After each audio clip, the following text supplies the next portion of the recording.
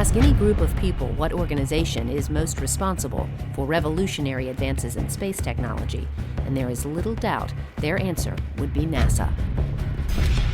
Clearly, over its long history, NASA has been one of the most innovative and exciting change agents the world has ever seen, proving that we can accomplish great things if only given a goal and the opportunity. That feeling has been firmly imprinted on the NASA DNA and continues to motivate all those who push the envelope of technology. But rather than just rest on its laurels, NASA is moving to expand its role as a change agent in new and exciting ways. In order to do this, the NASA culture will need some minor tweaking first. Today's generation of NASA researchers are working to alter some outmoded practices of how technologies are developed and implemented at NASA. If these ideas take root, they have the potential to revolutionize NASA from the inside out. Coming up on this episode of NASA X, we will follow members of Space Technology's Game-Changing Development Program Office as they work to revolutionize and mature new technologies within NASA. We will feature a few of the many technologies managed by the GCDP to see how these innovative ideas are advancing the missions of today and missions of the future as well.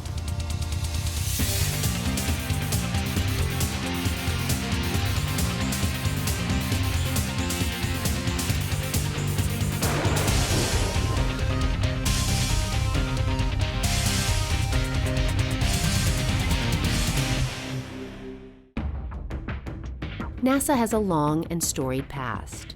In its short history, the agency has accomplished truly breathtaking achievements, forever changing how humans view themselves in the universe.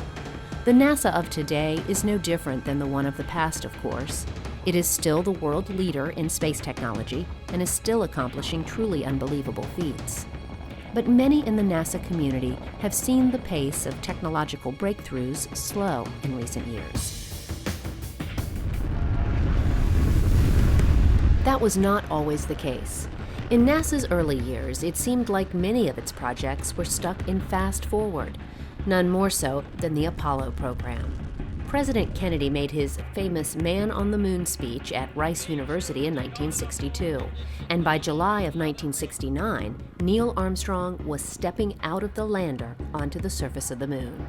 One reason we got there so quickly was because NASA made the decision early on to let the engineers lead the charge toward the moon, rather than the norm, which was to have a more bureaucratic structure.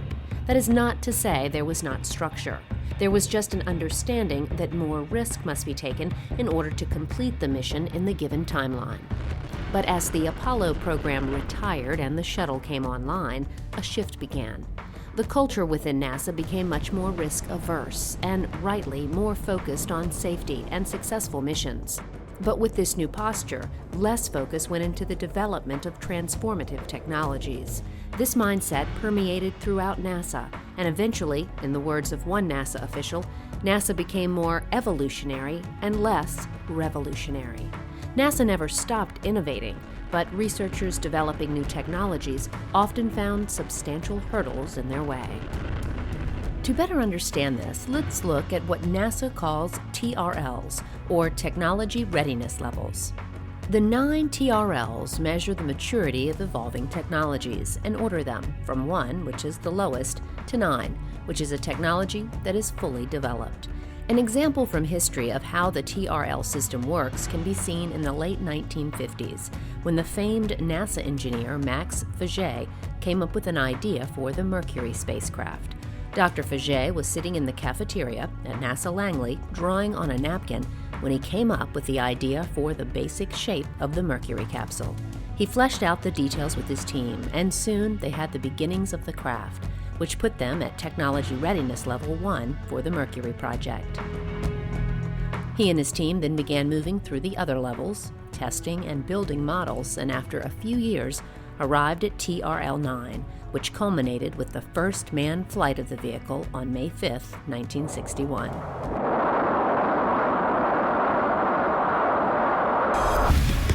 The same basic concept is still used today. Researchers come up with concepts and ideas and hope to move them through the early TRL stages all the way to full maturity. This system is the framework from which NASA engineers develop technologies, so it goes without saying that the TRLs are very important within NASA. But in the last few decades, many researchers have come up with great ideas only to find themselves stuck in the lower TRL stages. But in the early 2000s, pushback began happening within the NASA research community. It was widely agreed that there needed to be a way to push important concepts to the front of the line and move them more quickly through the technology readiness level stages. To do this, a sea change needed to happen within NASA, which would completely alter the current culture and get us back to our leaner, engineer leads the way mentality. That sea change happened when NASA's Space Technology Mission Directorate created the GCDP, or the Game Changing Development Program Office. Space Technology developed the GCDP with the idea that new, exciting, disruptive technologies would be rapidly infused and given the chance to prove themselves more quickly. If you look at the Space Technology Program, especially if you look at the Game Changing Program within, our projects are about 2 years long with an option to extend them for a third year. So basically we are carrying on executing our existing portfolio, and by the end of the year we will develop dozens of new technologies that we can make available to other programs within space technology, other stakeholders such as human explorations under the AES project, or maybe we can pass on technologies to Science Mission Directorate as well. The idea here is to take some more risks and to do some things instead of incrementally, but in a transformative or disruptive way. Let's look outside of the box. Let's look for completely different ways of doing technology. And so the idea is that we can afford to take risks and target technologies that will hopefully have orders of magnitude improvement that can do things that we've never been able to do before. With this idea firmly established, the team needed to begin looking throughout NASA to determine which projects would be first on the list. Somebody might have a great idea, a new way of doing navigation or communication, and they'll come and they'll pitch that idea to a PI.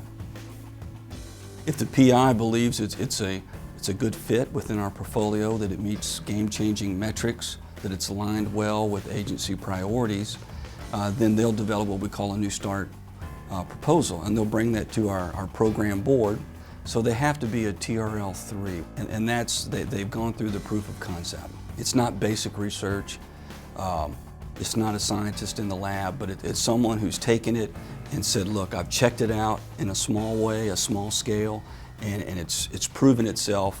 I need to get it from TRL3 to TRL5, through the Valley of Death, we call it. This term, Valley of Death, is apropos because this is where so many promising technology ideas falter. Generally, an idea in the TRL range of 1 to 3 are proof of concept ideas. But once they get into the TRL3 range, more often than not, excess funding and time needs to be spent on them to move them forward. This level is where so many technologies of the past fizzled out, but one of Game Changing's central goals is to grab the hand of some of these ideas and lead them through this valley of death and on to actual missions. What we are doing here in Game Changing is we're taking a bunch of technologies in this 3 to 6 range, and we're rapidly advancing them.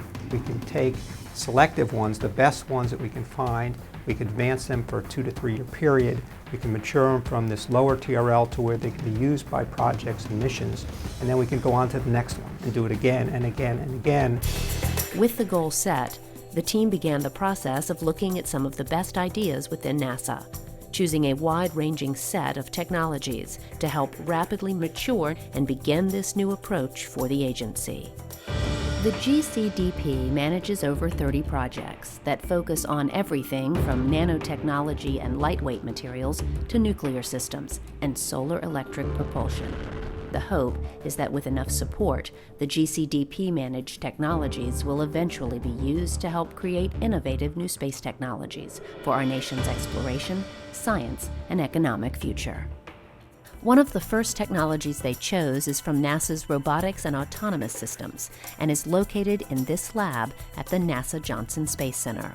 Here, a small team of highly motivated young robotics engineers are working on an idea that has the potential to help astronauts on long-duration missions and may end up changing the lives of millions as well.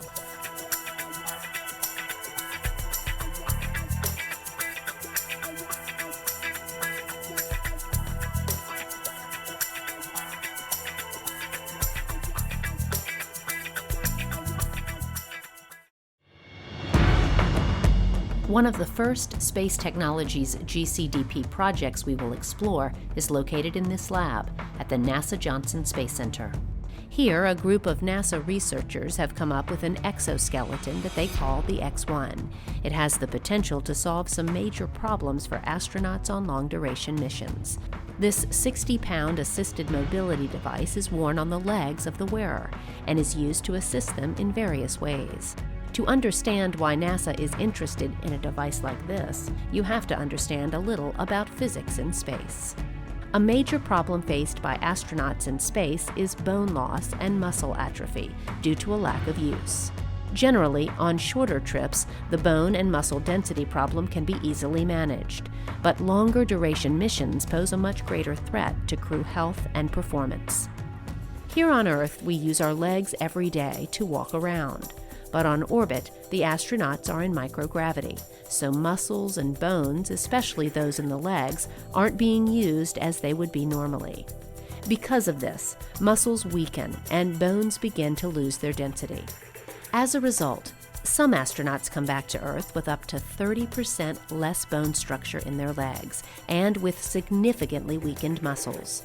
To combat this, NASA doctors prescribe a strict regimen of exercise on orbit, but there is only so much that can be done. Generally, there is a treadmill and other bulky devices used to keep in shape, but these only provide limited success. The X-1 may be able to change that. I guess one of the biggest things for NASA and their astronauts is keeping their astronauts safe and keeping them fit and keeping them in good shape. We're looking at in the next few years, we're going to start sending astronauts to the space station for year-long missions instead of just 6 months, right? And so how do we keep them fit? How do we look at muscle density loss and bone density loss and muscle atrophy and things like that? If we look at a device like this, look how much, you can see how much smaller and compact it is. And this is really going to hopefully pave the way towards smaller technologies for countermeasures that we can use when we're in a smaller capsule and we want to go back to the moon and L2 and Mars. So the goal on Space Station, we're looking at two different things right now. We're looking at it for dynamometry applications, which is basically measuring muscle strength. And so we've been working with the Human Health and Performance Group and saying, wouldn't it be great if we had a device on Space Station that we could use to measure muscle strength while they're up there? Because they don't do that right now. So now what we're looking at this to do is say, you go use ARED, you go use the treadmill or the stationary bike, and then maybe once a month or once every 2 weeks, you use the X-1 as a dynamometry application so we can measure your muscle strength. And we can really start to close the loop with the physicians on the ground and the prescriptions of exercise that they're giving the astronauts to see how effective they are. At its core, it's a mobility assistance device, so you can imagine that when we go to Mars, no matter how much you exercise along the way, you're going to be very tired when you get there.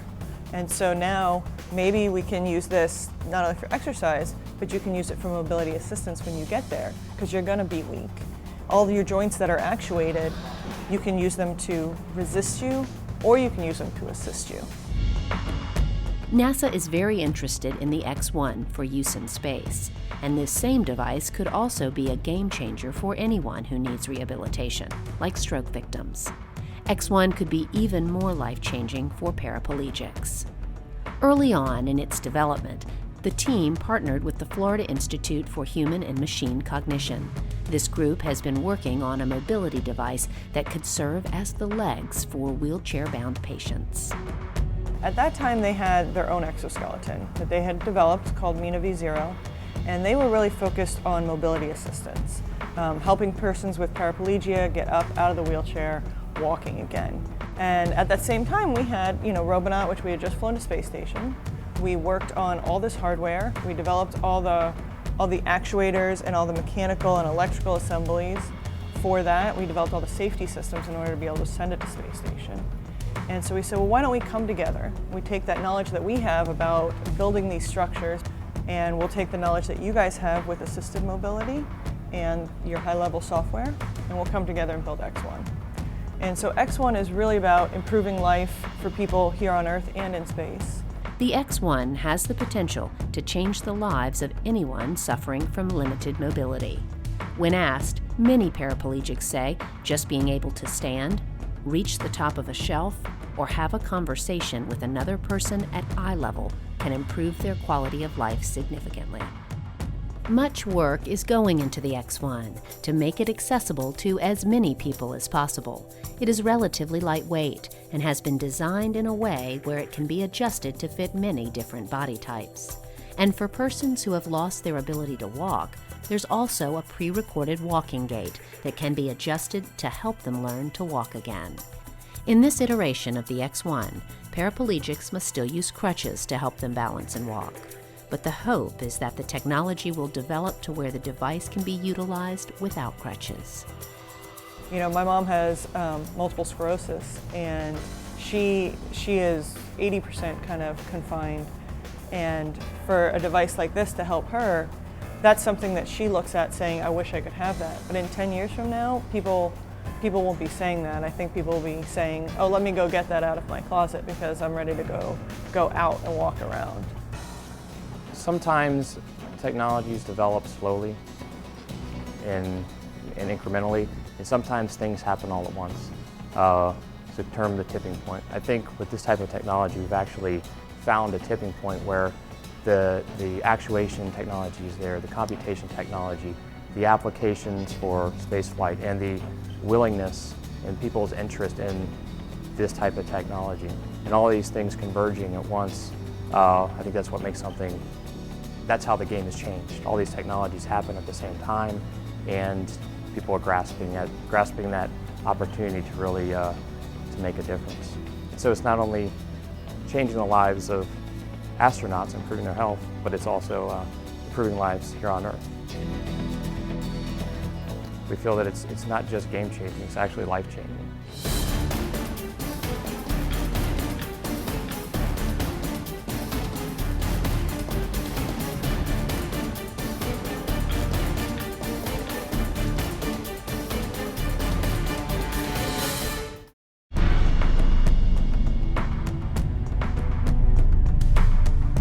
Spaceflight has many obstacles, one of which is weight. Any mission off this planet has a weight restriction. NASA has estimated roughly $10,000 per pound to get something into orbit, so weight reduction is a huge factor. If manufacturing costs could be brought down as well, millions of dollars could be saved on each launch. The challenge of creating low weight and less costly launch components is very attractive. The Game-Changing Office is taking this challenge very seriously and has created a composite cryotank to offset additional weight and possibly save money. Current propellant tanks are made from metals like aluminum. As the name suggests, the composite cryotank is being made from a strong, lightweight composite material that have a huge upside when talking about saving weight and money. We start out the project looking at 30% weight savings over traditional state-of-the-art aluminum or aluminum lithium tanks. And we did a phase 1 activity with 4 contractors before we down selected to Boeing for phase 2. And out of that studies that we had, we were getting anywhere from like 35 to 40% weight savings. Every pound that you save in mass on a launch vehicle, you get that savings in payload. And it's depending on whether you're at the core stage or an upper stage, that ratios vary. But you do get significant savings. So you get more performance, you get more capability, or you get increased payload. The process of building the cryotank is not only cost-effective, the weight reductions could ultimately save millions during a mission. Current composite materials are cured in large ovens called autoclaves. This process can be very expensive, but NASA's composite cryotank is being developed out of autoclave, making it much less expensive. Saving the out-of-autoclave or the autoclave expense, meaning that normally you have this huge tank and it's a composite and it's got all these materials that are in it, and you have to cure it in a huge oven. You got to maintain the oven, you got to buy the oven, you got to procure the oven. So if you can find a way to manufacture with the same technical integrity as a tank that's gone through the autoclave, outside the autoclave, you can cut development costs significantly. 30%, I think, is the number that they're saying.